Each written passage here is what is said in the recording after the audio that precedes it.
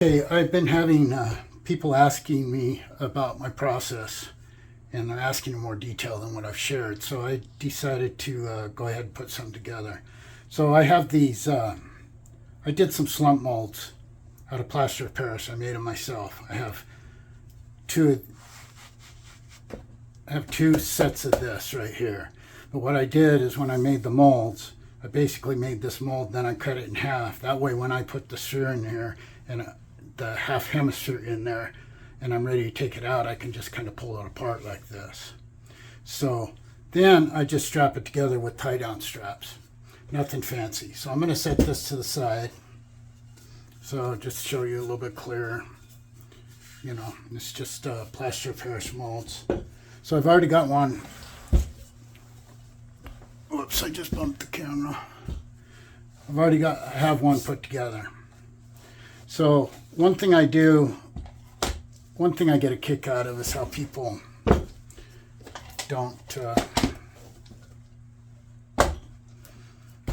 was a kid in one of my classes that made a comment once that the one thing they like about art, so I just use tie down straps. The one thing they like about art is that there's no math involved. Well, that's actually part of what I like, is I enjoy the math. I enjoy the purity of math and how it establishes things that you don't have to guess at. So I basically this is an 8-inch diameter sphere that I'm going to create. So I'm going to make two hemispheres for it and then connect the two. So I basically have calculated already, basically the same way that you calculate concrete. Length times width times thickness, but you do it in inches, and you're able to establish the cubic inches of clay that you need. And so basically, and you begin by figuring out what is the surface area of an 8-inch diameter sphere, and all this stuff can be calculated on the internet. So I basically have calculated it, and it basically, if I remember right, it comes out to a 5.5-inch piece by 5.5-inch piece by 3.5 inches for the sphere. So I basically cut out a block that size, and then I wedge it, and then I flatten it out like this. So basically, this was from a block that was that was wedged, that was made into a ball, and then I flattened it out. Part of the reason why I flatten it out is so that I can just insert it into this and have a lot of it done. So now that it's flat, I'm essentially going to start making it into a sphere. Now, I calculated for a 1/2-inch thickness on the face. So here we go. Now, kind of what I'm doing now is how it all started. All my spheres were essentially a pinch pot. So a lot of the spheres you see on my Instagram page or my Facebook were pinch pots. But this way I can get it more exact. Oops.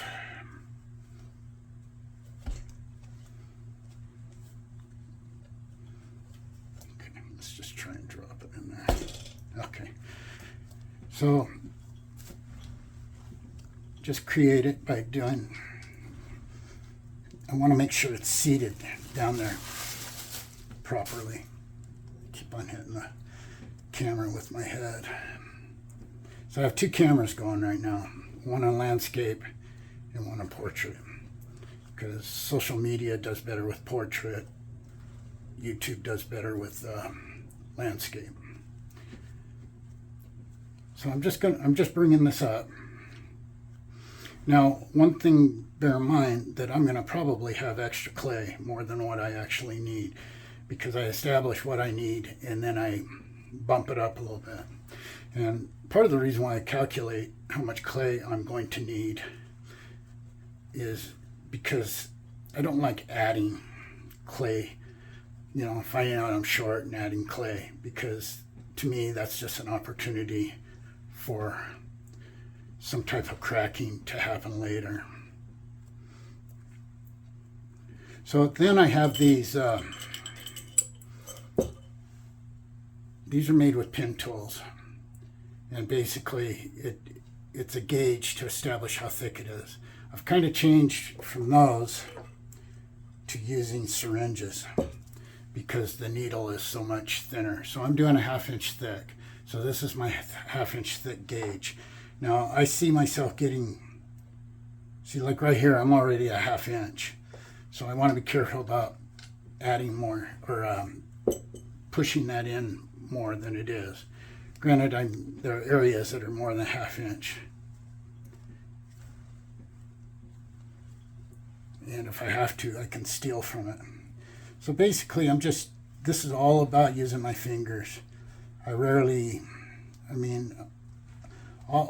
use a rib tool at some point, a wooden rib tool.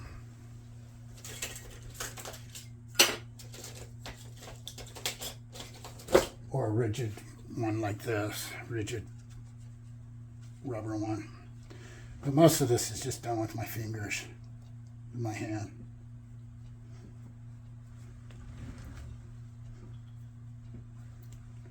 So, and then I'll go through with my my spacer, and I'll see. So like right here, it goes in a good, so I'm a good 3/4 of an inch right there. Good 3/4 of an inch there. 5/8, good 3/4. So one thing I do is just make sure that it's a 1/2 inch. So it is a 1/2 inch. So now I'm going to take it from those spots and I'm going to bring up the clay from those spots and bring it up.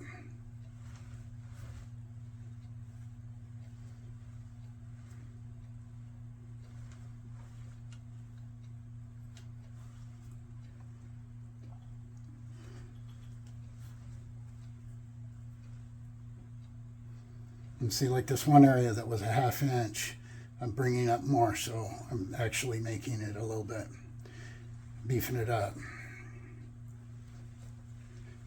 So now I'll do this again. This is the 1/2 inch one. So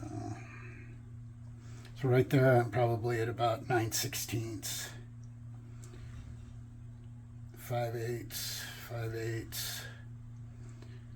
3/4, 3/4, 3/4, 3/4, 9/16, 9/16. So I can take a little bit from the bottom. So you get the idea. So I just keep on bringing that up. So I'm going to stop the recording now, because what I'm going to do is I'm going to do this in sections. Because one thing, it's difficult to transfer my videos, my longer videos, to my Dropbox. So this will be like video 1 of my process. So there you go. And if any of you have questions, feel free to ask. And because sometimes I just know what I do, so I'm not really understanding what it is that other people might be confused about. So feel free to ask. Okay, I've got it where and the air conditioner kicks on. I've got the sphere at a 1/2 inch thickness throughout, and I've got it cleaned up, basically using a fairly stiff rubber rib tool and a rib tool that I made out of galvanized steel, out of sheet metal that's galvanized, so it's really rigid. And then my final cleanup is I clean it up with my fingers, and I always want a clean interior side of a sphere, depending, because if I'm going to end up cutting into it, I want a relatively clean interior. So now I just let this sit for a while, and I'll actually put this whole thing in a plastic bag though, because I have to go on to other things. But I could probably take it out of the mold right now, but I've got other things going on right now. So one thing is I bring it up, I use this steel wire to clean off that top edge. So now all I have to do is make another one, and after I make the next one, I'll show you how I slip them together. So there we go.